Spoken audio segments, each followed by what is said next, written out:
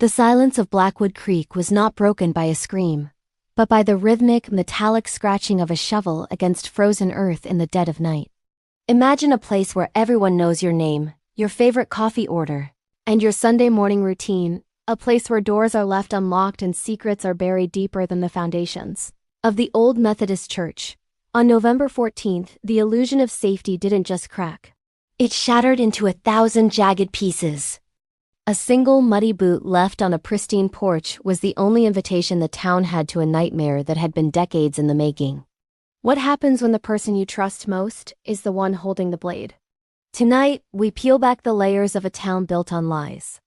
Blackwood Creek was the definition of small-town Americana.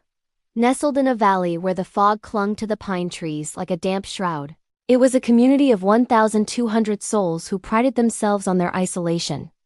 The central figure of our story is Eleanor Vance, a 64-year-old retired school teacher known for her rose garden and her unwavering kindness.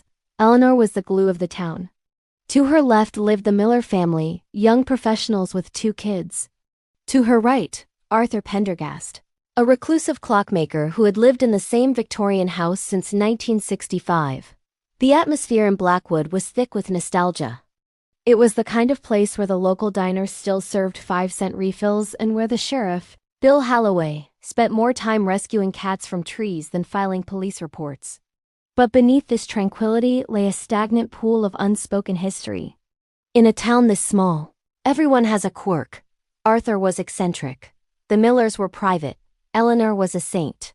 No one dared to look closer, because looking closer meant acknowledging that the floorboards of their perfect lives were rotting from the inside out. It was a Tuesday, unremarkable, cold and smelling of impending snow. Eleanor had hosted her weekly book club, which ended promptly at 8:30 p.m. Her friends recalled her being in high spirits, waving them off from the porch as their taillights disappeared into the mist. That was the last time anyone saw Eleanor Vance alive. The sequence of events that followed plays out like a slow-motion horror film. At 2:14 a.m., a neighbor's motion sensor light flickered on. The grainy black and white footage shows a shadow too tall to be Eleanor, too fluid to be a stranger gliding across her lawn toward the back door. There was no forced entry. The intruder had a key. Inside, the house was a sanctuary of lace doilies and the scent of lavender. But that night, the sanctuary became a slaughterhouse. The struggle was short, but violent. A struggle that moved from the kitchen to the basement stairs. The killer didn't use a gun. They used what was available, a heavy antique brass clock, a gift Eleanor had received years ago. Each strike was a rhythmic erasure of a life well lived. As the clock struck 3 a.m., the killer didn't flee. They stayed. They cleaned. They sat at Eleanor's kitchen table and drank a cup of tea while her body lay cooling at the bottom of the stairs. This wasn't a crime of passion. It was a ritual of reclamation. When the sun rose, the town woke up to a chilling sight. Eleanor's front door was wide open, the interior lights blazing against the morning gray. Sheriff Halloway found her. He found a scene that defied logic. Eleanor was positioned almost artistically, her hands folded over her chest, a single white rose from her own garden placed between her fingers. There were no fingerprints, no DNA that didn't belong in the house, and no signs of theft. Her jewelry was untouched. Her cash was still in her purse. This was personal. To understand why someone would do this, we have to look back 30 years to the Great Fire of 1992. The town's sawmill, the primary source of income for half the population, burned to the ground in a single night.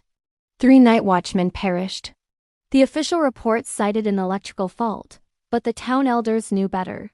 Eleanor Vance, then a young woman and the school's secretary, had been the one to file the insurance claims. She had seen the discrepancies.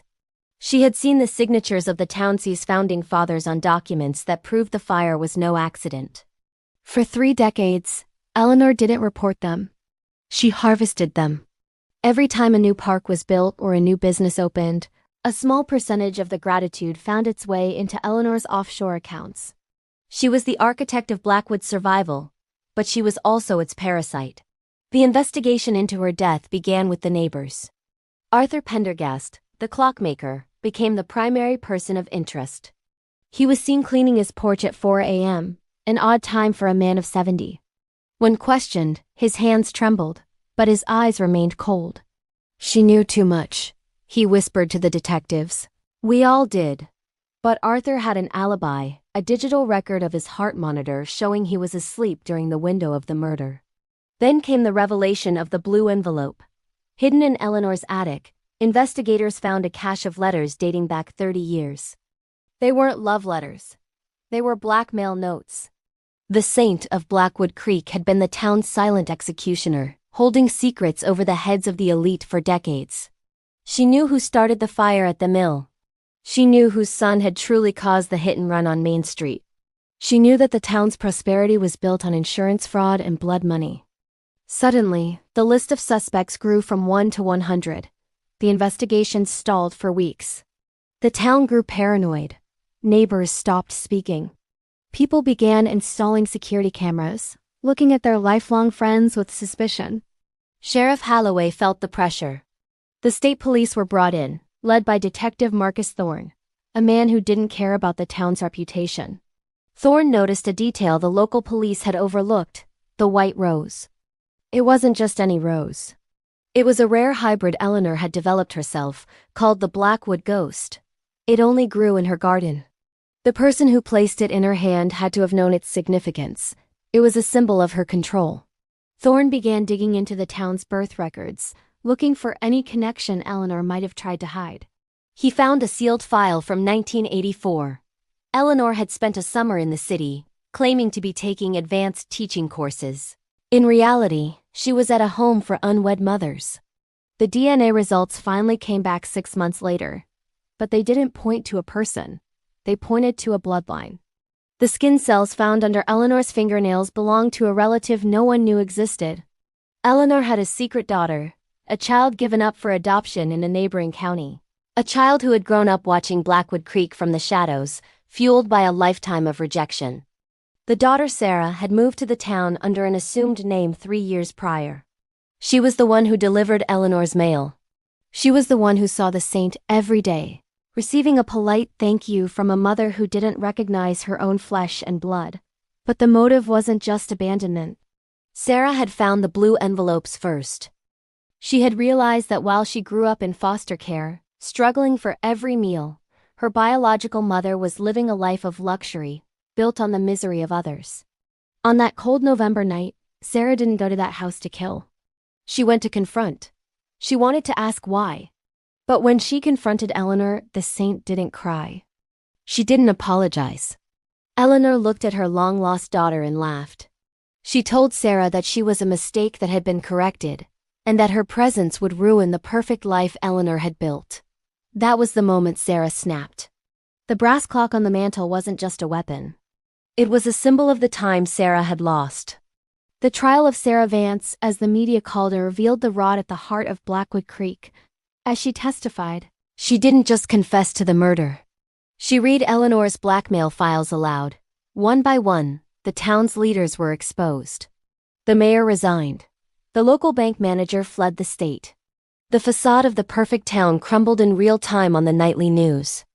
Sarah was sentenced to life without parole, but she left the courtroom with a smile. She had achieved what 30 years of blackmail could end. She had brought the truth to Blackwood Creek. Today, the town is a shadow. The mist still clings to the pines, but the houses are mostly empty, their windows boarded up like blind eyes. People still claim to see a light in Eleanor's window at night. They say the secrets didn't die with her. They just found a new place to hide in the silence of the valley. The case is closed legally, but the questions remain. How many of us truly know the people living next door? Was Sarah the only victim of Eleanor's manipulation? Or was she just the only one who had the courage to end it? The shadows in Blackwood Creek are long, and they are growing. We may never know the full truth of what happened that cold November night, but one thing is certain: some secrets are better left buried, and some saints are the worst sinners of all. Who do you think was the real villain in this story? Was it the mother who blackmailed a town and abandoned her child, or the daughter who ended the cycle with a brutal act of vengeance? Let us know your theories in the comments below. We read every single one, and we want to hear your perspective on this dark chapter of history. If you found this case as haunting as we did, Make sure to hit that like button and subscribe to Dark Case Files for more deep dives into the shadows of humanity. Don't forget to turn on notifications so you never miss a secret. Stay safe, keep your doors locked, and keep looking over your shoulder.